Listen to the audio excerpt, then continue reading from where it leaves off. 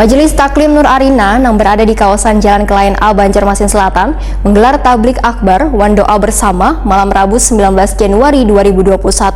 Doa bersama wan solawat ini dilakukan untuk mendoakan bubuhan warga Banua yang sedang tertimpa musibah.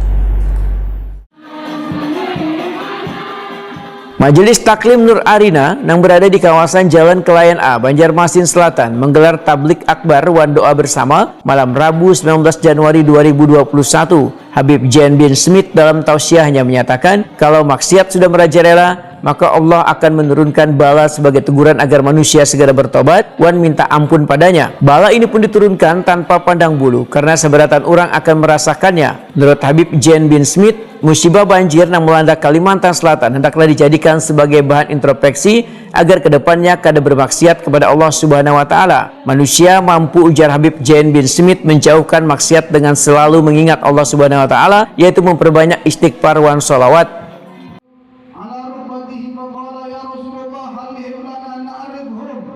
Datang seorang badui menghadap Rasul sallallahu alaihi wasallam seraya mengatakan, ya Rasulullah, halihim lana na'rifhum, berikan gambaran-gambaran mereka yang telah akan mendapatkan kenikmatan di sisi Allah.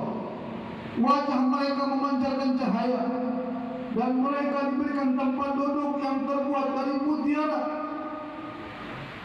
Apa jawab Nabi sallallahu alaihi wasallam? Humul mutahabbuna fillah.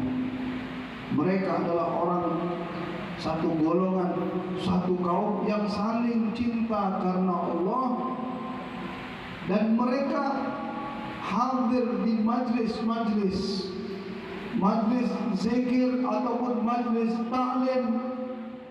Ketua Majelis Taklim Nur Arina Banjarmasin bin Jaya Wetakuni Prima TV memandahkan doa bersama wan sholawat ini dilakukan untuk mendoakan bubuhan warga Banua yang sedang tertimpa musibah. Ketua LSM Forum Rakyat Peduli Bangsa wan Negara ini pun menyatakan musibah ini menjadi pelajaran bersama.